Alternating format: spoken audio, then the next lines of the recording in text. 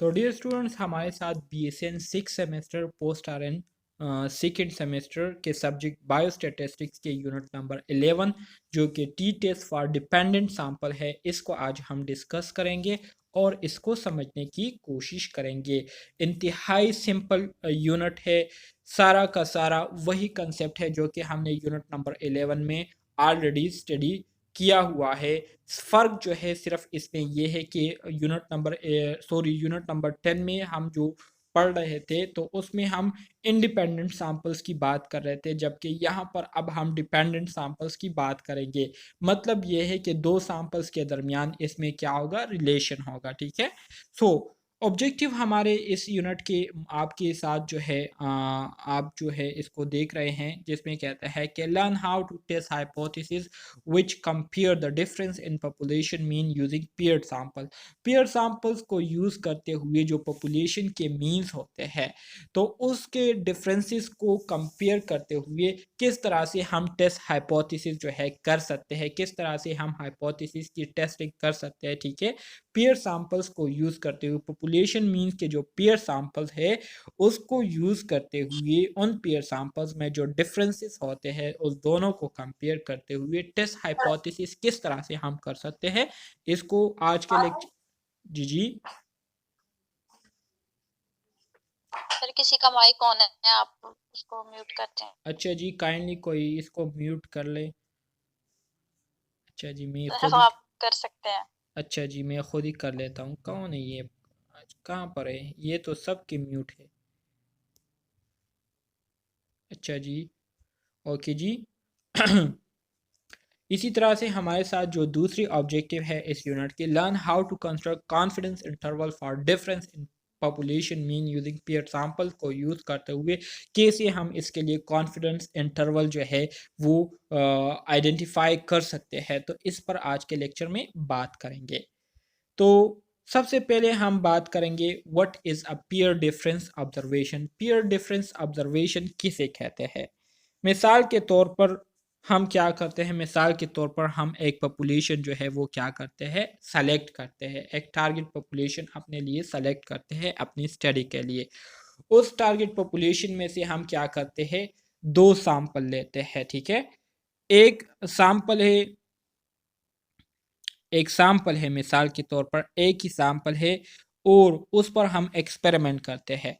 तो एक्सपेरिमेंट करने से पहले हम उस सैंपल की क्या लेते हैं, उस सैंपल का डेटा जो है हम ले लेते हैं कि हमारे पास जो सैंपल मौजूदा इसकी जो कंडीशन है without any intervention, without any treatment, वो हमारे पास क्या है, उसको हमने क्या कर लिया, उसको हमने रिकॉर्ड कर लिया, अपने साथ डेटा जो है वो रिकॉर्ड कर लिया। अब हम इस सैंपल को जो है एक ख़ास टाइम पीरियड के लिए ट्रीटमेंट देते हैं, इस ख़ास टाइम पीरियड के लिए एक ख़ास इन्वायरमेंट में रखते हैं, इसको एक ख़ास इंटरवेंशन देते हैं। इंटरवेंशन देने के बाद फिर से हम उसी सैंपल का क्या करते हैं, डेटा लेते हैं। ठीक है। और डेटा जब हम ले लेते हैं तो इस वाले डेटा और इस वाले डेटा, पहले जो हमने डेटा लिया था बिफोर एक्सपेरिमेंट हमने जो डेटा लिया था और आफ्टर एक्सपेरिमेंट जो हमने डेटा कलेक्ट कर लिया है, तो इन दोनों डेटा को हम क्या करते हैं, कंपेयर करते हैं। ठीक है। और कंपेयर करने के दौरान हम देखते हैं कि इसमें किसी किस्म की डिफरेंस आई हुई है या नहीं, हमने जो इसको इंटरवेंशन दी है, हमने इसको जो ट्रीटमेंट दी है, इस ट्रीटमेंट की वजह से इसमें फ़र्क आया हुआ है या नहीं। ठीक है। तो इसको हम क्या करते हैं, इसको हम पीयर डिफरेंस ऑब्जर्वेशन में इसको हम जानने की कोशिश करते हैं। सो यहाँ पर आपको जो पीयर डिफरेंस ऑब्जर्वेशन की डिफिनीशन है वो दी गई है, जिसमें कहते हैं कि observation of interest will be the difference in the reading before and after intervention called peer difference observation। वही बात है अभी जो मैंने आपको कही कि एक सैंपल आपने लिया। ठीक है। सैंपल पर एक्सपेरिमेंट करने से पहले, मतलब बिफोर एक्सपेरिमेंट आपने डेटा कलेक्ट कर लिया और एक्सपेरिमेंट करने के बाद फिर आप उसी सैंपल से डेटा कलेक्ट कर लेते हैं। तो बिफोर एक्सपेरिमेंट और आफ्टर इंटरवेंशन, आफ्टर एक्सपेरिमेंट आपके पास जो रीडिंग आई हुई होती है और उस रीडिंग में जब आपको कोई डिफरेंस जो है वो क्या हो जाए, वो आप आइडेंटिफाई कर लेते हैं, कोई डिफरेंस जो है वो आप मालूम कर लेते हैं, ऑब्जर्व कर लेते हैं, तो इसको क्या कहते हैं? इसको पीयर डिफरेंस ऑब्जर्वेशन कहते हैं। Peer difference observation. समझ आ गई मेरी बात की? जी सर। कोई कंफ्यूजन है इसमें? नहीं सर। सिंपल बात है, ठीक है। बिफोर एक्सपेरिमेंट जब आप डेटा कलेक्ट करते हैं और आफ्टर एक्सपेरिमेंट आप डेटा कलेक्ट करते हैं, तो ज़ाहिरी बात है फ़र्क तो आएगा, डिफरेंसेस तो आएंगे। तो उस डिफरेंसेस को जब हम क्या करते हैं? ऑब्जर्व करते हैं, मॉनिटर करते हैं, रिकॉर्ड करते हैं, तो इसको हम क्या कहते हैं? पेयर डिफरेंस ऑब्जर्वेशन कहते हैं। सो यहाँ पर मज़ीद आपको बताया गया है कि the test is concern with the pair wise difference between set of data. मतलब इसका ये है कि हमारे पास जो सेट होता है, जो सैंपल हमने एक पॉपुलेशन से लिया होता है, ठीक है, तो ये जो सैंपल होता है, ठीक है, तो इससे जब हम डेटा लेते हैं, ठीक है, तो ये जो डेटा हम लेते हैं, तो बिफोर एक्सपेरिमेंट हम पहली बार डेटा ले लेते हैं, फिर एक्सपेरिमेंट इस पर करके दूसरी बार हम आफ्टर एक्सपेरिमेंट डेटा लेते हैं। तो अब अगर आप देखें तो सैंपल ये हमारे साथ वही सैंपल है, यहाँ पर भी वही एक ही सैंपल है और एक्सपेरिमेंट के बाद भी वही सैंपल है, ठीक है। हमने सिर्फ काम इस पर ये किया है कि इस पर हमने एक्सपेरिमेंट किया है, इस पर हमने इंटरवेंशन की है। तो यहाँ पर आपको जो बात बताई गई है कि the test is concern with pair wise difference between the set of data.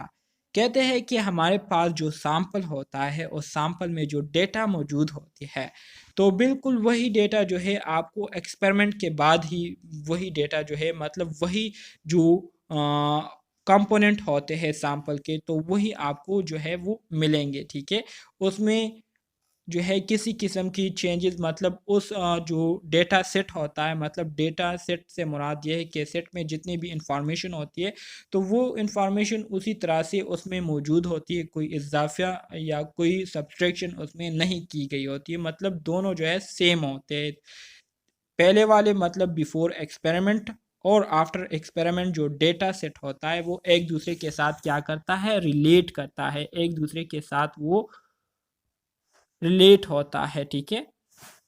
इसी तरह से दूसरी बात जो आपको बताई गई है वो ये है कि दिस मीन्स, इसका मतलब ये है कि each data point in one group has a related data point in other group. मतलब ये है कि आपके पास एग्जाम्पल है, इसमें आपको डेटा दिया गया है 1 2 3 4। इसी तरह से जब आप इस पर एक्सपेरिमेंट करते हैं और एक्सपेरिमेंट के बाद इसको देखते हैं, तो आपके पास वही डेटा उसी तरह से दिखने को मिलेगा 1 2 3 4। तो मतलब ये है कि एक सैंपल, एक डेटा सेट में आपके पास जो एक ग्रुप में आपके पास जो डेटा होता है, बिल्कुल वही डेटा जो है आपको दूसरे ग्रुप में भी मिलेगा, मतलब उसी डेटा के जो पॉइंट्स है वो आपको दूसरे ग्रुप में भी दिखने को मिलेंगे। मतलब दोनों ग्रुप में किसी खास किस्म की क्या होगी? रिलेशन होगी, एक दूसरे के साथ क्या करेगी? रिलेट करेगी, ठीक है। मेरी बात की समझ आ रही है आपको? जी सर। अच्छा जी। फिर कहते हैं कि this could be data measured before a treatment and then after, or it could be there is a relationship between the group such as identical twins or another relevant matching characteristics, ठीक है। तो कहते हैं कि अब हमारे साथ इन दो ग्रुप के दरमियान जो रिलेशनशिप होती है, जो रिलेट एक दूसरे के साथ कर रही होती है, तो ये ट्रीटमेंट के पहले और ट्रीटमेंट के बाद भी ये रिलेशन इसमें आ सकती है, और इसके अलावा दूसरे ऐसे करेक्टरिस्टिक्स भी हो सकते हैं जो कि इन दोनों ग्रुप में मौजूद हो और दोनों ग्रुप में क्या हो? सिमिलर हो। तो इस सिमिलरिटी की बुनियाद पर ये दोनों ग्रुप जो है एक दूसरे के साथ क्या करती है? एक दूसरे के साथ रिलेट करती है, इनका एक दूसरे के साथ एक रिलेशन होता है, ठीक है। जी सर। आगे बढ़ते हैं। ये सिर्फ आपको समझाने के लिए ये आपको बताया जा रहा है। सो यहाँ पर आप देख सकते हैं what is a peer difference observation. आपके पास ये एक ग्रुप है, ये दूसरा ग्रुप है। सो x1 मतलब एक ग्रुप का और y1 मतलब दूसरे ग्रुप का। सो इसको हम किस तरह से रिप्रेजेंट करेंगे? So D is equal to x1 minus y1। So D किसे कहते हैं? डी से मुराद डिफरेंस है, ठीक है। Difference is equal to x1 मतलब सैंपल 1 माइनस सैंपल 2।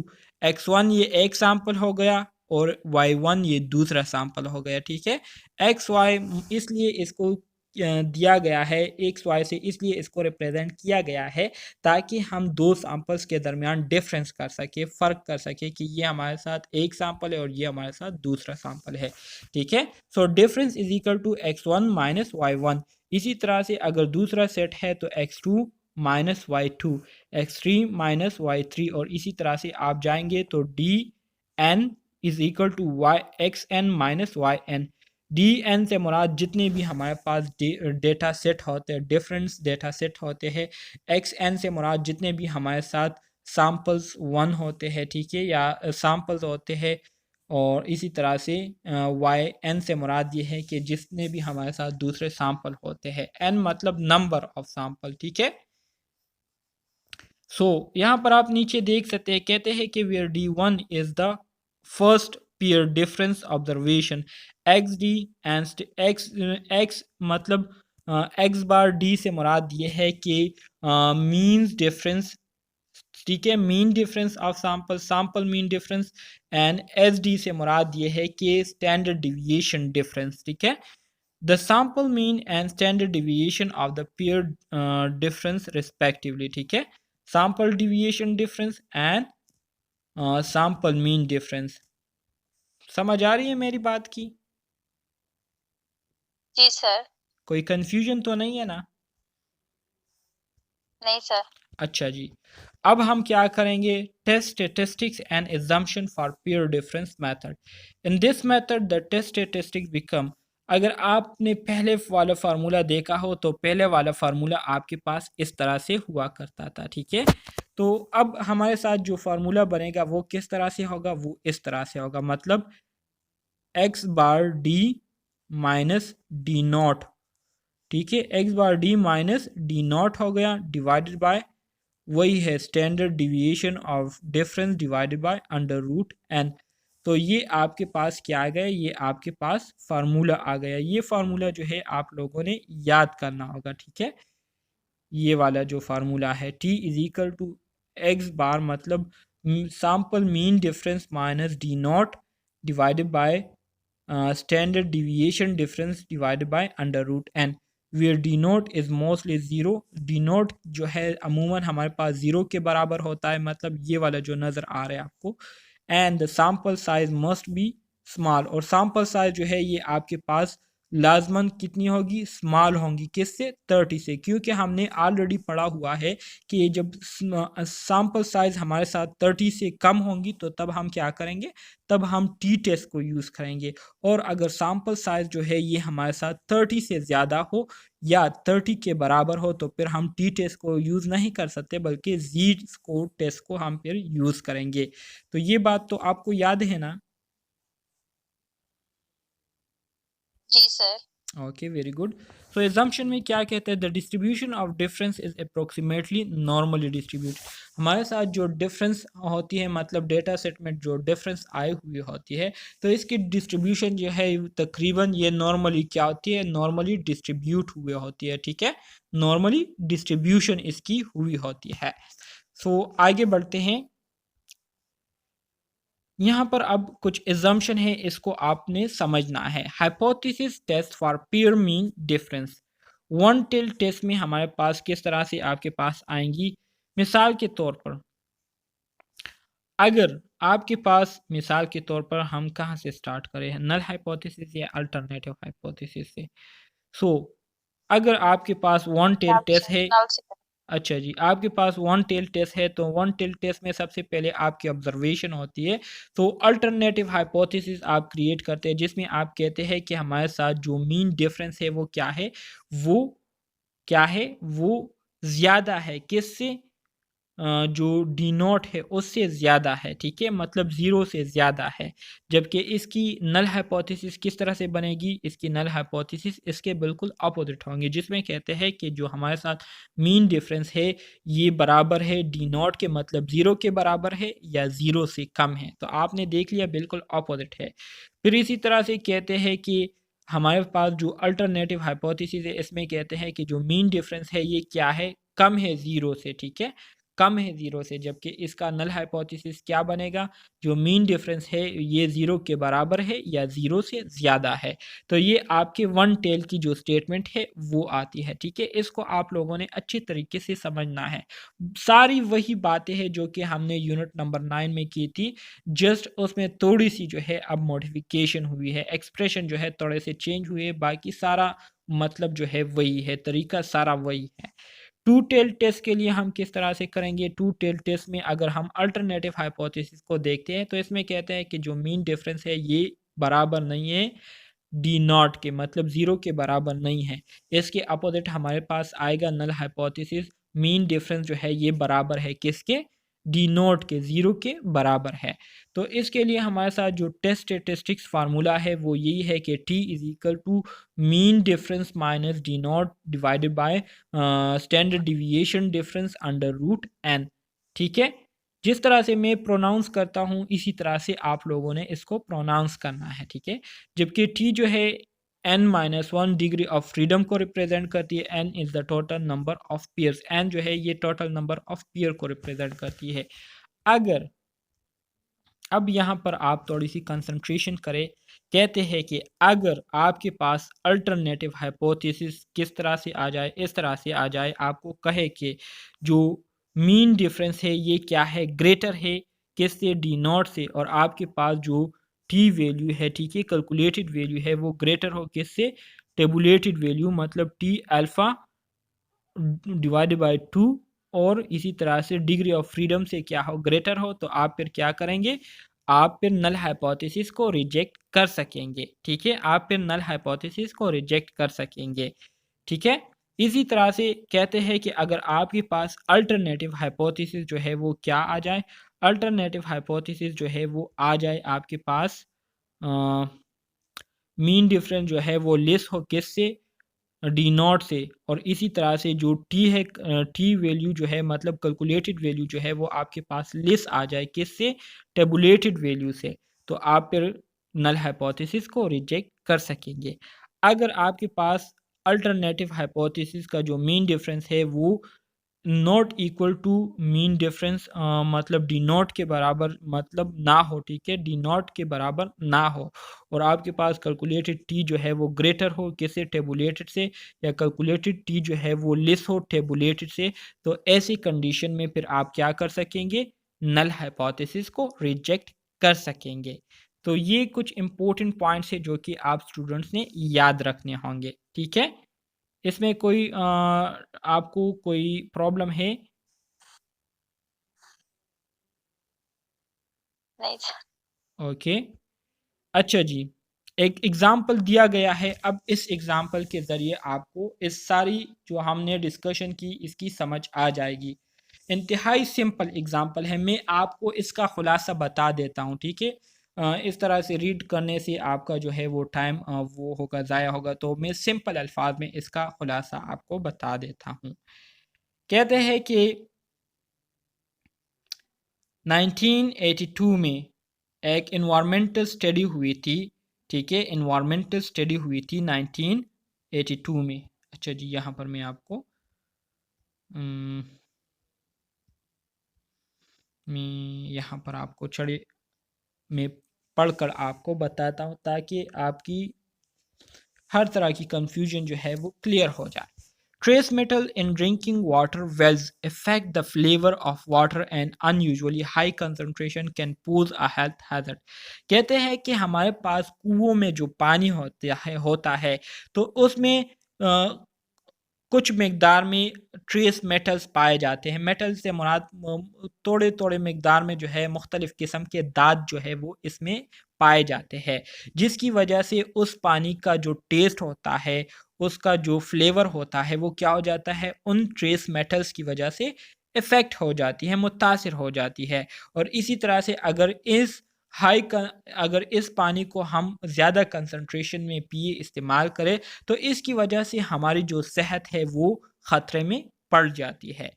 फर्दरमोर मज़ीद ये कि the water in well may vary in the concentration of trace metals depend upon from where it is drawn। ठीक है, कहते हैं कि हमारे साथ जो कुओं में पानी होता है, तो इन पानी में जो ट्रेस मेटल्स पाए जाते हैं, तो ये इनकी जो डेप्थ होती है, मतलब इन ट्रेस मेटल्स की जो कंसंट्रेशन है वो क्या होती है, वो चेंज होती रहती है। मतलब पानी की जो सतह है, ठीक है, जो ऊपर वाला सतह है उस पर इस ट्रेस मेटल की कंसंट्रेशन कम होती है और नीचे वाली सतह में ट्रेस मेटल की कंसंट्रेशन ज़्यादा होती है। In the paper trace metal of South Indian river region environmental study की गई थी 1982 में, ठीक है। Trace metal concentration on zinc were found from water drawn from the bottom and top of each six well। तो जो Indian river है वहाँ पर जो है इन्वायरमेंटल इन्वेस्टिगेशन की गई थी, स्टडी की गई थी, रिसर्च की गई थी, जिसमें 6 मुख्तलिफ कुओं से जो है पानी निकाला गया था। और जब उसकी टेस्ट की गई तो उसमें जिंक की जो कंसंट्रेशन है वो पाई गई थी, ठीक है। इसी तरह से यूज़ 5 लेवल ऑफ सिग्निफिकेंस को यूज़ करते हुए हमारे पास जो नल हाइपोथेसिस बनता है वो कहते हैं कि इन पानियों में जो जिंक की कंसंट्रेशन है, मतलब उसकी जो मीन डिफरेंस है वो 0 के बराबर है। मतलब there is no difference in mean concentration of zinc in water drawn from the bottom and the top of the well. अगर हम क्या करें, अगर हम ऐसा करें कि 6 कुएं बनाते हैं, ठीक है, 6 वेल जो है बनाते हैं, वेल से मुराद कुएं हैं, ठीक है। 6 कुएं हैं और उन 6 कुओं के सतह से, मतलब ऊपर वाले सतह से भी पानी हम क्या करते हैं, निकालते हैं, और नीचे वाले सतह से भी हम पानी निकालते हैं। और इसकी जब टेस्ट करते हैं तो टेस्ट में जो है नल हाइपोथेसिस हमें कहता है कि दोनों जगहों पर हमारे पास जो जिंक है उसकी कंसंट्रेशन में किसी किस्म की डिफरेंस नहीं है, दोनों जगह पर सेम अमाउंट में जिंक जो है वो मौजूद है। जबकि हम ये बात कह रहे हैं कि नहीं, कुओं में जो पानी मौजूद होता है तो इन कुओं के पानी के जो ऊपर वाले सतह है, इस ऊपर वाले सतह में जिंक की कंसंट्रेशन कम होती है, ठीक है, जिंक की कंसंट्रेशन लेस होती है, स्मॉल होती है बनिस्बत नीचे वाले सतह में, ठीक है। तो ये हमारी बात है। तो अब हम क्या करेंगे, अब हम नल हाइपोथेसिस को चेक करेंगे कि आया ये नल हाइपोथेसिस ठीक है या नहीं। हमने तो सिंपल बात ये की है कि कुएं के जो ऊपर वाला हिस्सा है और जो नीचे वाला हिस्सा है ये बराबर नहीं होते, मतलब इनमें डिफरेंस होता है, इनकी मीन कंसंट्रेशन में क्या होती है, डिफरेंस होती है। जबकि नल हाइपोथेसिस कहती है कि नहीं, डिफरेंस नहीं होती। तो इसको अब हम चेक करेंगे। इस सिनेरियो की समझ आ गई आपको?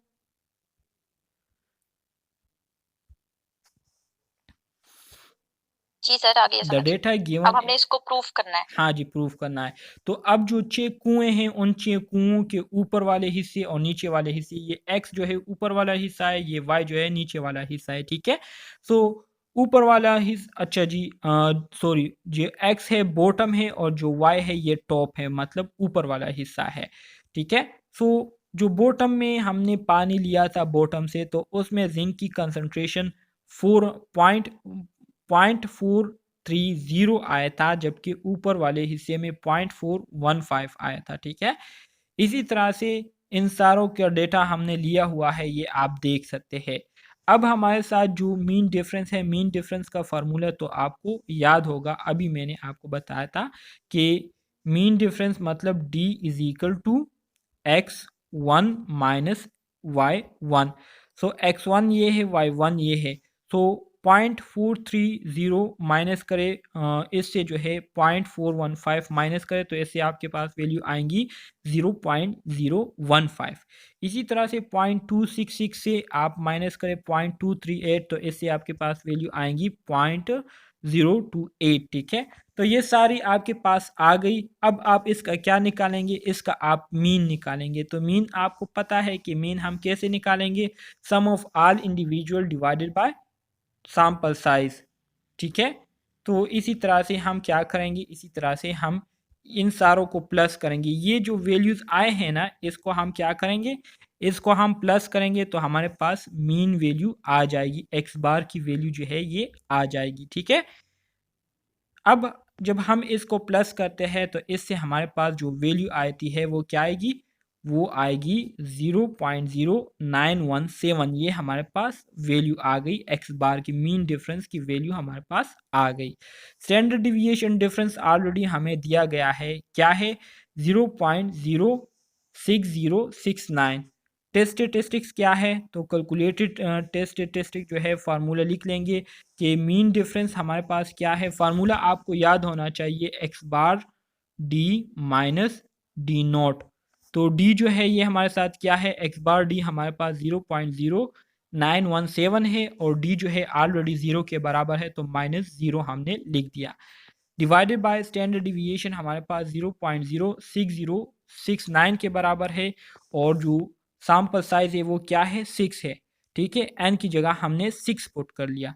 तो इसकी जब हम कैलकुलेशन करते हैं, ठीक है, तो कैलकुलेशन करने के बाद हमारे पास जो टोटल वैल्यू आती है वो क्या आती है, वो 3.7 आती है। तो कैलकुलेटेड वैल्यू हमारे पास 3.7 है।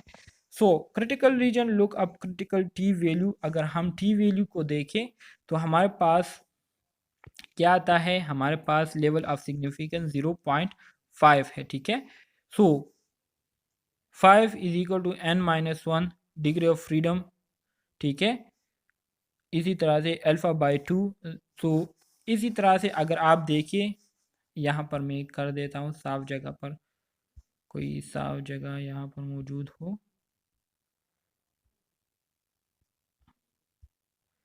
अच्छा जी, यहाँ पर मैं कर लेता हूँ, चलिए रफ वर्क में यहाँ पर कर लेता हूँ। मतलब ये है कि हमारे पास ये नॉर्मल डिस्ट्रीब्यूशन कर्व है, नॉर्मल डिस्ट्रीब्यूशन कर्व है, तो ये वाला पॉइंट और ये वाला पॉइंट मतलब अल्फ़ा डिवाइडेड बाय 2। तो मतलब ये है 2 टेल है, तो इस वजह से हमारे पास क्या होगा, इस अल्फ़ा को मतलब 0.05 को आप डिवाइड करें 2 पर तो इससे आएगा 0.025 आएगा। तो 0.025 यहाँ पर भी होगा, 0.025 यहाँ पर भी आ जाएगा। ठीक है, तो ये आपका ये हो गया। मज़ीद आगे बढ़ते हैं। ये वाला टॉपिक इंतहाई सिंपल है, इसमें किसी किस्म की मुश्किल वाली कोई बात नहीं है, जस्ट आप लोगों ने इसको देखना है। ठीक है, सो हमारे पास क्या आता है जब इसको हम करते हैं, मतलब अल्फ़ा डिवाइडेड बाय 2, तो हमारे पास 0.025 आ जाता है, जो कि अभी मैंने आपको कही। तो टी अल्फ़ा हमारे पास 0.05 है और हमारे पास स्टैंडर्ड डिविएशन जो है वो क्या है, 5 है, मतलब n-1 है ना, n-1। So degree of freedom n-1 है, तो 6 से आप 1 को माइनस करें, आपके पास आ जाता है 5। ठीक है, 5 वहाँ से आया है। सो ये आ गया। इसकी जब हम टेबल में वैल्यू देखते हैं तो टेबल में अब इसको देखते हैं। ठीक है, डिग्री ऑफ फ्रीडम 5 है और लेवल ऑफ सिग्निफिकेंस हमारे पास 0.025 है। तो इसको अब हम टेबल में देखेंगे। सो अगर आप इसको देखिए यहाँ टेबल में, थोड़ा इसको जूम करके मैं आपको दिखाता हूँ। टेबल में अगर आप इसको देखें, अच्छा जी, नज़र आ रहे हैं आपको? जी सर। अच्छा जी, डिग्री ऑफ फ्रीडम हमारे पास क्या है, 5 है, तो 5 को हमने यहाँ पर डिग्री ऑफ फ्रीडम में इसको हमने मेंशन कर लिया। हमारे पास लेवल ऑफ सिग्निफिकेंस क्या है, लेवल ऑफ सिग्निफिकेंस हमारे पास 0.5 है। लेवल ऑफ सिग्निफिकेंस जो है 0.5 है हमारे साथ ना, 0.5 लेवल ऑफ सिग्निफिकेंस है। तो इसको हम बिल्कुल नीचे आएंगे तो 5 के सामने हमारे पास जो वैल्यू आती है वो क्या है, 2.57। 2.57 हमारे पास आती है। सो इसका मतलब क्या है, यहाँ पर मैं देखता हूँ, हमारे पास जो कैलकुलेटेड वैल्यू आई है वो क्या है, कैलकुलेटेड वैल्यू हमारे पास 3.7 है, जबकि टेबुलेटेड वैल्यू हमारे पास 2.7 आती है। ठीक है, तो इसका मतलब ये है कि हमारे पास 3.7 जो है ज़्यादा है नल हाइपोथेसिस से, ठीक है। तो इस तरह से हम क्या करेंगे, नल हाइपोथेसिस को रिजेक्ट करेंगे, सही है। सो यहाँ पर आप देख सकते हैं conclusion as calculated lies in the critical region. So we reject the null hypothesis and conclude that trace metal concentration on zinc from water down from the top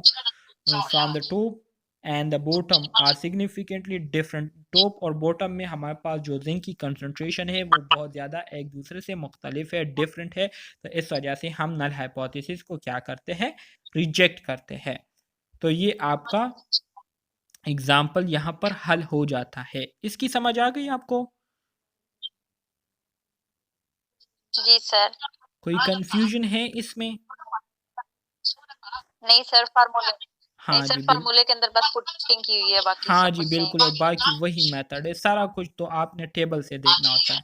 इसी तरह से इसके लिए अगर पीयर मीन डिफरेंस के लिए अगर confidence interval को हम देखें तो इसका भी हमारे साथ वही फार्मूला है कि mean difference plus minus T alpha divided by 2 degree of freedom, और फिर वही एक्सप्रेशन है। तो ये आप लोगों ने याद रखना है, ठीक है। इसको एक बार प्लस करना है, एक बार माइनस करना है, और इस तरह से आपके पास वैल्यू आ जाएंगी जैसे कि यहाँ पर किया गया है। देखिए मीन डिफरेंस हमारे साथ क्या है, 0.0917 है। स्टैंडर्ड डिविएशन 0.06069 है। नंबर ऑफ पेयर कितने हैं, 6 है। 95% कॉन्फिडेंस इंटरवल है, ठीक है। सो एक्स बार की जगह हमने 0.0917 पुट कर लिया, प्लस माइनस जो टी है उसकी जगह हमने क्या कर लिया, 2.57 पुट कर लिया है, ठीक है। 2.57 कहाँ से आया है, तो ऑलरेडी मैंने आपको बताया है कि हमारे साथ जो अल्फ़ा होता है, ठीक है, अल्फ़ा डिवाइडेड बाय 2, अल्फ़ा की वैल्यू क्या है, 0.5 है। तो 5 को 2 पर डिवाइड करेंगे तो ये हो जाएगी 0.025। तो 0.025 को आप डिवाइड करें किससे, डिग्री ऑफ फ्रीडम, मतलब 5 से आप इसको मल्टीप्लाई करें। तो 5 से मल्टीप्लाई करेंगे तो इससे आपके पास वैल्यू आएंगी 2.57, ठीक है। इसी तरह से फिर इसको आप इसके साथ करें, कैलकुलेशन करें, तो एक बार इसको प्लस करें, एक बार माइनस करें, तो जो वैल्यू आएंगी वो आपके पास रेंज होगा। सो इस रेंज में अगर वैल्यू आएंगी तो नल हाइपोथेसिस रिजेक्ट नहीं होगी, और अगर वैल्यू नहीं आएंगी तो पर हम रिजेक्ट करेंगे, ठीक है। इसको आप एक दफ़ा माइनस करें, एक दफ़ा प्लस करेंगे तो आपके पास जो वैल्यू आएंगी वो ये आएंगी। एक ये वैल्यू आएंगी जब प्लस करेंगे, ये वैल्यू आएंगी जब माइनस करेंगे, ये वैल्यू आएंगी, ठीक है। सो इन दो वैल्यूज़ के दरमियान अगर कोई वैल्यू आएंगी तो फिर नल हाइपोथेसिस को आप रिजेक्ट नहीं करेंगे, लेकिन अगर इससे ज़्यादा आएगी या इससे कम आएंगी तो फिर आप रिजेक्ट करेंगे। तो ये था आपका यूनिट नंबर 11। उम्मीद करता हूँ इसकी समझ आप स्टूडेंट्स को आई होगी। अगर फिर भी कोई क्वेश्चन है तो आप पूछ सकते हैं।